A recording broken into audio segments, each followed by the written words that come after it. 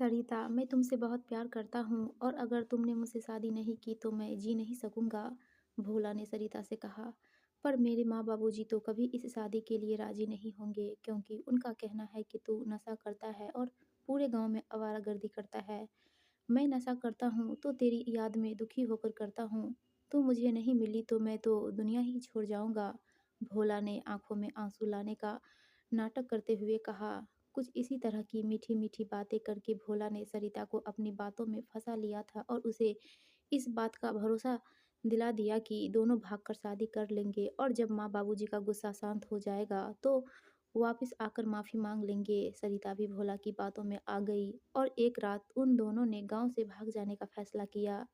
यह कौन-सा शहर था, सरिता को नहीं मालूम था। वह तो बस भोला पर यकीन करके ही उसके साथ चली आई थी। सरिता को लेकर भोला एक बड़े से मकान में पहुंचा। उस कमरे में ज़रूरत की सारी चीज़ें पहले से ही मौजूद थी। भोला ने सरिता को बताया कि उन दोनों को आज ही मंदिर में शादी करनी होगी और इसके लिए उसे बाजार जाकर ज़रूरी सामान लाना होगा। भोला के बाहर जाने के बाद सरिता वहीं बिस्तर पर लेट गई और उसकी आँख लग गई। जब थोड़ी देर बाद सरिता की आँख खुली तो कमरे में भोला कहीं नहीं दिखाई दिया। कोने में एक आदमी बैठा हुआ था जो उसे खा जाने वाली नज़रों से घूर रहा था। एक अजनबी को इस तरह से घूरते हुए देखकर सरिता घबरा उठी। "कौन हो तुम? भोला कहाँ है?" कहते हुए सरिता हकला रही थी। "मेरा नाम भूषण है। उसने कुछ बताया नहीं तुझे क्या?" चालबाजी से मुस्कुराते हुए भूषण ने कहा। "मुझे मेरे पति के पास जाना है।" सरिता की घबराहट अब बढ़ने लगी थी। "अब उसे भूल जा, वह तो तुझे मेरे हाथों बेच गया है और बदले में 10 लाख रुपए ले गया है।" भूषण की बातें सुनकर सरिता चीखने लगी। "मेरा भोला कहाँ है? मुझे वहीं पहुँचा दो।" भूषण इलाके का एक रसूख वाला आदमी था। सरिता का चीखना और रोना सुनकर उसको गुस्सा आ रहा था। वह उठा और सरिता को मारने की गरज से हाथ उठाया ही था कि तभी कमरे में एक बूढ़ी औरत आई। वे भूषण की माँ थी। "अरे भूषण, तू इसे छोड़ दे, मैं समझाती हूँ इसे। देख लड़की, अब मेरा बेटा भूषण ही तेरा पति है और जिसे तू अपना पति कह रही है ना, वह आदमी ही तुझे यहाँ आकर बेच गया है।" बूढ़ी की बात सुनकर सरिता को भरोसा नहीं हो रहा था। वह सहम रही थी। "अब डरने से काम नहीं चलेगा लड़की। जैसा मैं कहती हूँ वैसा करती चल, रानी बनकर राज करेगी यहाँ पर।" थोड़ा रुककर फिर उस बूढ़ी माँ ने बोलना शुरू किया। "देख, सच्चाई यह है कि मेरी बहू बच्चा पैदा नहीं कर पा रही है।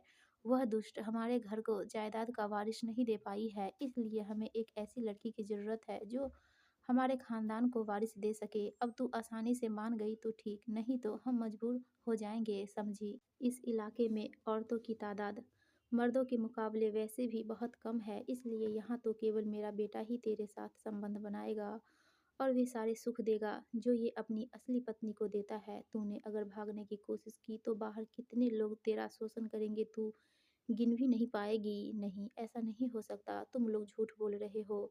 मुझे भोला के पास जाना है।" सरिता रो रही थी। "हाँ हाँ, चली जाना अपने भोला के पास।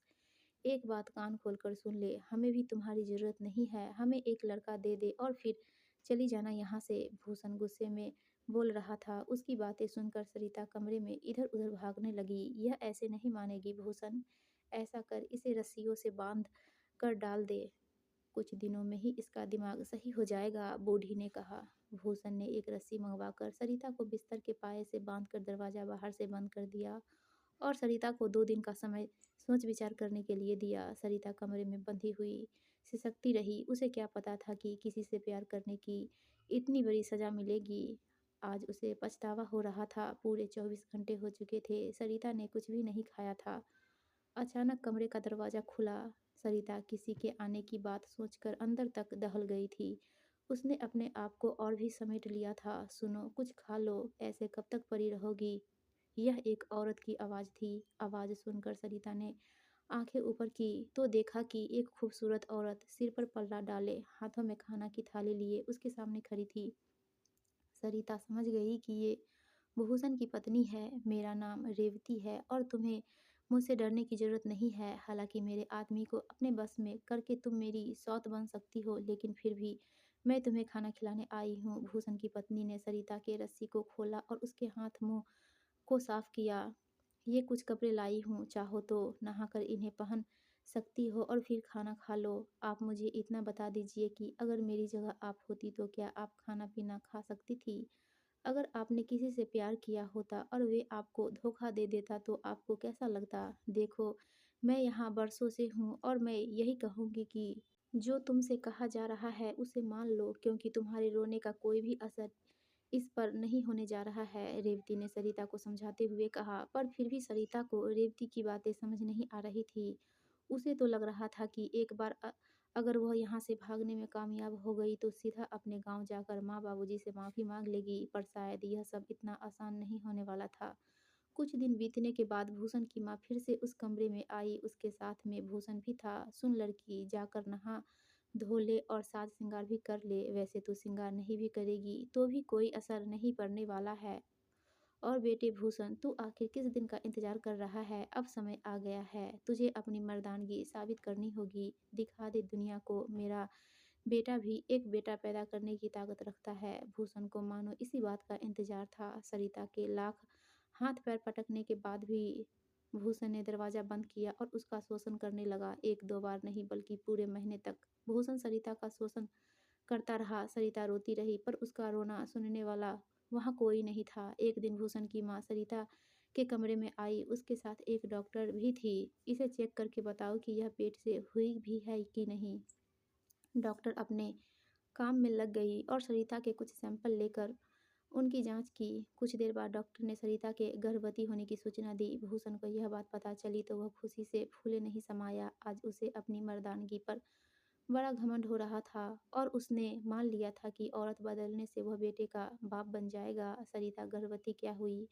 उसके कमरे में सूखे मेवे फल का अंबार लगा दिया गया। किसी चीज़ की कोई कमी नहीं रहने दी सरिता के पास। भूषण और उसकी माँ रोज आते और सरिता के पेट पर नज़र डालते और इशारों इशारों में ही खुश होते। एक दिन सुबह से ही सरिता की खूब आवभगत हो रही थी, क्योंकि भूषण उसे अपने साथ अस्पताल में ले जा रहा था। भूषण वहां जाकर सरिता के पेट में पल रहे बच्चे के लिंग की जांच कराता और अगर सरिता के पेट में लड़की पल रही होती तो उसका बच्चा गिरा देता। अपनी कार में सरिता को लेकर बहुत खुशी के साथ अस्पताल पहुंचा था, पर उसकी खुशी तब काफूर हो गई जब उसे पता चला कि सरिता के पेट में लड़की पल रही है। मेरे तो सारे पैसे बर्बाद हो गए माँ, इस औरत के पेट में लड़की पल रही है।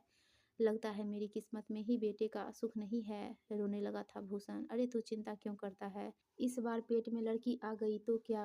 तू फिर से कोशिश कर, थोड़ा और बादाम खिला और मुझे पोते का मुंह दिखलवा दे। अभी भी रास्ता बंद नहीं हुआ है, इसे अस्पताल ले जा और बच्चा गिरवा दे। भूषण की बीवी रेवती ने माँ बेटे में होने वाली बातें चुपके से सुन ली थी। उसके कदम सरिता के कमरे की तरफ बढ़ चले। सरिता कमरे में अपने सिर को पैरों में डालकर बैठी थी। उसकी सूनी आंखों में जीवन खत्म होता हुआ सा दिख रहा था। रेवती सरिता के करीब जाकर उसे पुचकारने लगी। मुझे इस दर्द में देखकर तुम्हें तो बहुत ही अच्छा लग रहा होगा ना? तुम तो ठहरी मालकिन, भला तुम मेरे दर्द को क्या समझोगी? आखिर तुम कैसी औरत हो?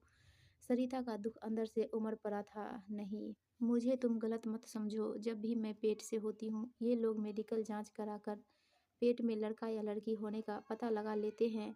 अगर लड़की होती है तो मेरा बच्चा गिरवा देते हैं। मेरी सास और मेरे पति ने मिलकर मेरा 2 बार बच्चा गिरवाया है। बेटा ना पैदा कर पाने के लिए मुझ पर कितना जुल्म ढाया है इन लोगों ने, वह मैं जानती हूँ।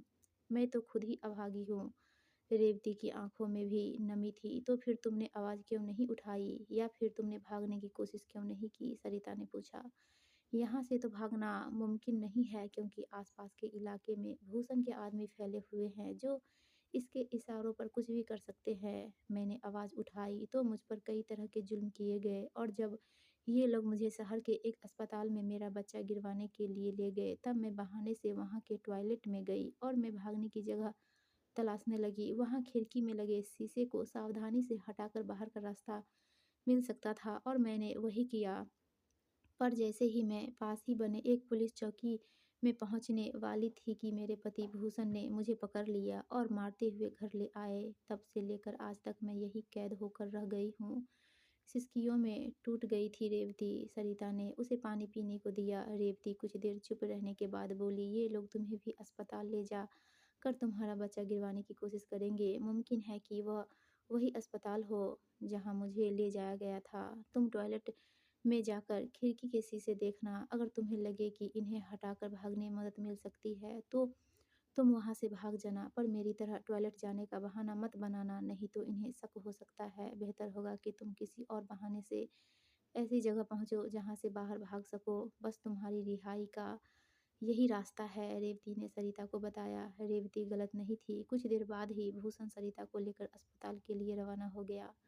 अस्पताल में सरिता का बच्चा गिरवाया जाना था, पर सरिता सावधान थी। उसने नर्स से उल्टी आने की बात कही। नर्स ने उसे बाथरूम दिखा दिया। यह वही अस्पताल था जहां रेवती को पहले लाया गया था। अंदर जाकर सरिता ने देखा कि खिड़की के शीशे को हटाकर भागा जा सकता है, पर ऐसा करने में बेहद सावधानी की जरूरत थी। कांच के टूटने की आवाज़ सुनकर बाहर बैठे भूषण को किसी भी तरह का शक हो सकता था, पर अपने ऊपर तरह-तरह के जुल्मों की शिकार सरिता कोई भी रिस्क उठाने को तैयार थी।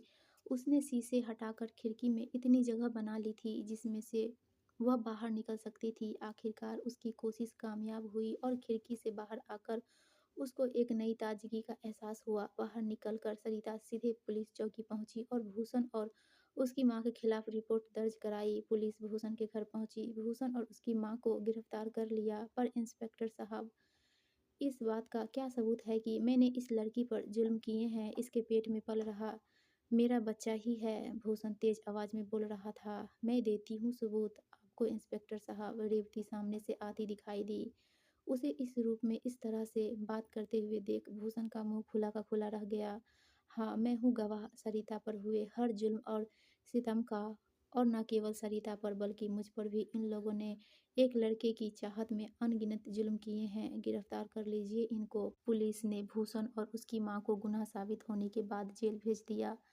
उसके बाद पुलिस ने भोला की खोज शुरू की और जल्द ही पुलिस ने पाया कि भोला लड़कियों को अपने प्यार के जाल में फंसाकर भगाकर कहीं और ले जाता और बाद में उसे बेचने का काम बड़े पेशेवर ढंग से करता था। पुलिस ने भोला को पकड़कर जेल भेज दिया। प्यार में एक बार धोखा खाने के बाद सरिता ने फिर कभी किसी दूसरे मर्द पर भरोसा नहीं किया। हाँ, रेवती ने उसकी सौतन से उसकी सहेली बनकर उसका यकीन जिंदगी भर के लिए जीत लिया था। दोस्तों, आपको ये कहानी अच्छी लगी हो तो प्लीज़ हमारे वीडियो को लाइक कीजिए और चैनल को सब्सक्राइब